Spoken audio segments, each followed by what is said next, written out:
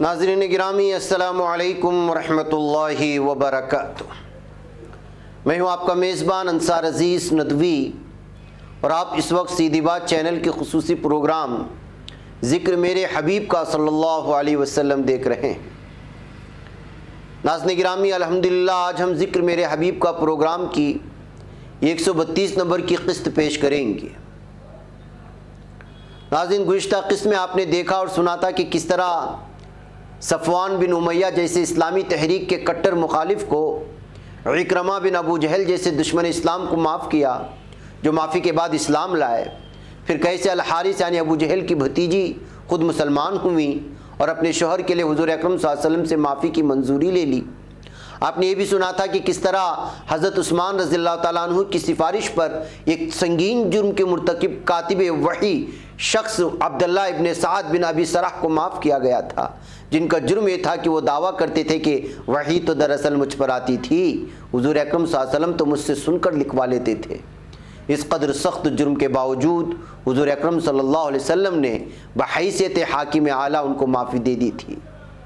اب ہم یہاں سے معافی کے مزید واقعات کے ذکر کے ساتھ آگے بڑھنے کی کوشش کریں گے۔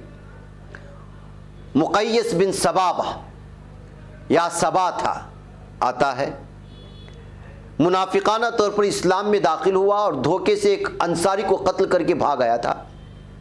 اس اقدام کا محرک ہوا کہ مقیس کا بھائی غلطی سے اس انصاری کے ہاتھوں مارا گیا۔ حضور اکرم صلی اللہ علیہ وسلم نے اس کی دیت دلوا دی، اس کے باوجود اس نے انصاری کو قتل کیا۔ ارتداد اور فریب دہی کے علاوہ تنہا ارتکاب قتل ہی سزائے موت کے لیے کافی وجہ جواز تھا۔ حبار بن الاسود وہ شخص ہے جس نے دوسری مخالفانہ حرکات کے علاوہ حضرت زینب پر ہجرت کے وقت حملہ کر کے اتنی اذیت دی تھی کہ ان کا حمل ساقط ہو گیا تھا۔ پہلے چھپا رہا، پھر خود ہی پیش ہو کر عاجزی سے اعتراف قصور کیا، رسول اکرم صلی اللہ علیہ وسلم کی خدمت میں سخت شرمندگی کا اظہار کیا، ساتھ ہی کلمہ اسلام کی قبولیت کا اعلان کیا، تو حضور اکرم صلی اللہ علیہ وسلم نے فرمایا میں نے حبار کو معاف کر دیا۔ حضرت حمزہ رضی اللہ تعالیٰ عنہ کا قاتل اسم بامسمى وحشی صحابی ہیں، اسلام قبول کیا، سامنے آئے اور اسلام قبول کر لیا۔ حضور اکرم صلی اللہ علیہ وسلم نے ان سے حضرت حمزہ کے قتل کا حال سنا، اس کا جرم بھی معاف کیا اور اسے مشورہ دیا کہ تم میرے سامنے نہ آیا کرو کہ اس سے زخم تازہ ہوتے ہیں۔ یہ شخص اسلام لانے کے بعد جنگ یرموک میں شریک ہوئے، اور اس کا خاص کارنامہ یہ ہے کہ مسیلمہ کذاب کو انہوں نے تیر سے ہلاک کر دیا۔ کہتے تھے کہ میں نے سب سے اچھے آدمی حضرت حمزہ رضی اللہ عنہ کو قتل کر کے جو گناہ کیا ہے، اب سب سے برے آدمی مسیلمہ کذاب کو قتل کر کے کفارہ ادا کر دیا۔ مسیلمہ کذاب وہ ہے جو نبوت کا دعویٰ کیا تھا۔ اس کے علاوہ عبداللہ بن زباری جو مشہور جاہلی شاعر، جنہوں نے شعر کی قوت کو اسلام کے خلاف اشتعال پھیلانے میں استعمال کیا تھا، یہ پیش ہوئے اور اسلام لائے، معافی دے دی گئی۔ کعب بن زہیر بھی اسلام اور اس کے داعی کے خلاف ہجویہ شاعری کا محاذ گرم کر رکھا تھا۔ 9 ہجری میں اپنے بھائی کے ساتھ حاضر ہوئے، اسلام قبول کیا اور تلافی کے سچے جذبے سے قصیدہ بِأَنْتِ سعاد پیش کیا۔ حضور اکرم صلی اللہ علیہ وسلم نے معافی دی اور اپنی چادر انعام میں عطا فرمائی۔ قیام مکہ ہی کے زمانے میں ایک بار حضور اکرم صلی اللہ علیہ وسلم خانہ کعبے کا طواف کر رہے تھے کہ فضالہ بن عمیر چھپ کر ارادہ قتل سے آیا۔ حضور اکرم صلی اللہ علیہ وسلم خود ہی پاس جا پہنچے اور اس کے دل کی بات بتا دی۔ فضالہ اس گرفت پر شرمسار ہوا، آپ نے استغفار کے لیے کہا اور اس کے سینے پر ہاتھ پھیرا، معاً اس کے دل کی دنیا بدل گئی۔ ارادہ قتل کے مجرم سے یہ سلوک اور کس سے متوقع ہو سکتی ہے؟ عورتوں میں سب سے بڑی مجرمہ ہندہ بنت عتبہ تھی، جس نے سرگرمی سے مخالفتیں کی تھی اور حضرت حمزہ کا مصلح کیا تھا، بلکہ ان کا کلیجہ چبا گئی تھیں۔ چہرہ چھپانے کے لیے نقاب پہن کر حاضر خدمت ہوئی، حالات سے مجبور ہو کر اسلام قبول کرنے آئی، لیکن اس نے بھی ڈھٹائی سے عجیب ٹیڑھی باتیں حضور اکرم صلی اللہ علیہ وسلم سے کی۔ مکالمہ کچھ یوں ہے، اگر آپ دیکھیں گے، جیسے ہندہ کہتی ہیں خدا کے رسول صلی اللہ علیہ وسلم آپ ہم سے کن باتوں کا اقرار لیتے ہیں؟ رسول اکرم صلی اللہ علیہ وسلم نے فرمایا خدا کے ساتھ کسی کو شریک نہ کر۔ ہندہ یہ اقرار آپ صلی اللہ علیہ وسلم نے مردوں سے تو نہیں لیا، مگر خیر ہمیں یہ بھی منظور ہے۔ رسول اکرم صلی اللہ علیہ وسلم نے فرمایا چوری نہ کرو، ہندا نے فرمایا میں اپنے شوہر ابو سفیان کے مال میں سے 2-4 درہم کبھی کبھار نکال لیتی ہوں، معلوم نہیں کہ یہ بھی جائز ہے کہ ناجائز۔ حضور تو پھر اس کے بعد رسول اکرم صلی اللہ علیہ وسلم نے پھر فرمایا اولادوں کو قتل نہ کرو۔ ہندا نے جواب کہا ہم نے تو چھٹپن میں یعنی بچپن میں ان اولادوں کو پالا، بڑے ہوئے تو جنگ بدر میں آپ نے ان کو قتل کر ڈالا، اب آپ جانیں۔ اور وہ جیسا کچھ قبول اسلام یہ تھا، ظاہر ہے پھر یہ گستاخانہ انداز کلام کوئی بھی دوسرا ہوتا تو اسے کبھی گوارا نہ کرتا۔ حضور اکرم صلی اللہ علیہ وسلم کا بے پایا حلم تھا جس سے ناجائز فائدہ اٹھایا جا رہا تھا۔ اس کے علاوہ قرطنہ بن خطل کی لونڈی تھی اور رسول اکرم صلی اللہ علیہ وسلم کے خلاف ہجویں گایا کرتی تھی، فتح کے وقت بھاگ گئی، بعد میں تائب ہوئی اور اسلام میں داخل ہوئی۔ ایک عورت بسلسلے قصاص قتل ہو گئی۔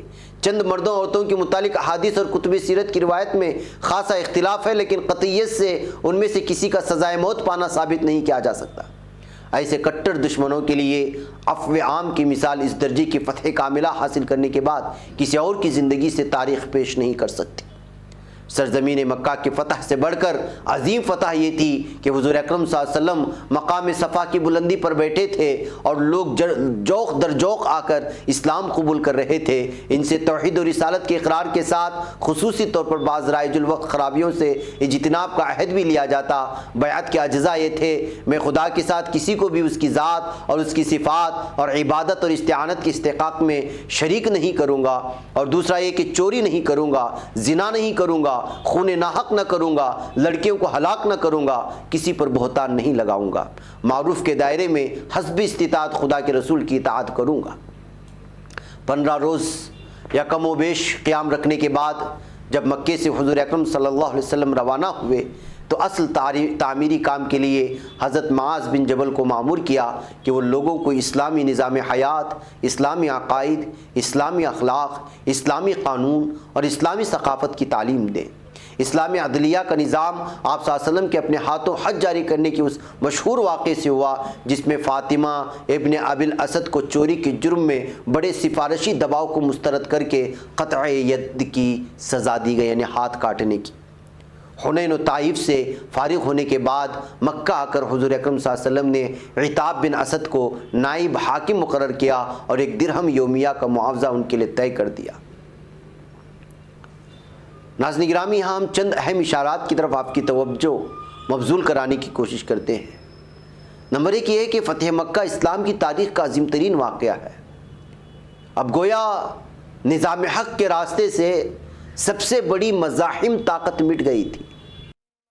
عرب کی دیرینہ جاہلی قیادت کا یہ مرکز تھا، اور جاہلی قیادت جب تک منہدم نہیں ہوتی اور لوگوں کی ذہنی وابستگی کا یہ قدیم محور جب تک جگہ سے ٹل نہ جاتا، ممکن ہی نہ تھا کہ اسلامی انقلاب کی رو پوری رفتار سے آگے بڑھ سکتی۔ جب جاہلی قیادت کا علم سرنگوں ہو گیا تو پھر نظام جاہلی کا برقرار رہنا اور جاہلیت کی گرد عوام کا سمٹے رہنا ممکن نہ رہا۔ عوام الناس کی بہت سی پیچیدگیاں فتح مکہ نے ختم کر دی تھی۔ بہت سے قبائل اسلام کی طرف بڑھنے سے اس لیے معذور تھے کہ قریش کے ساتھ یا تو ان کے حلیفانہ تعلقات تھے، یا معاشی طور پر وہ ان کے دست نگر اور مقروض تھے، یا ان کی سماجی برتری سے مرعوب اور مذہبی لحاظ سے ان کی پروہتی سے مسحور تھے۔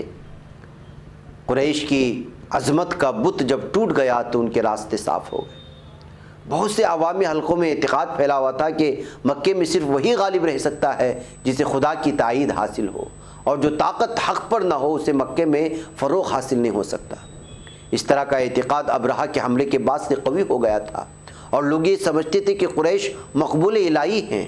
چنانچہ لوگ کہا کرتے تھے کہ اسے اپنی قوم سے نمٹ لینے دو، اگر اس نے قوم کو زیر کر لیا تو وہ نبی صادق ہے۔ اس اعتقاد کے مطابق یہ اب رائے عام کا مرجع اسلام بن گیا تھا۔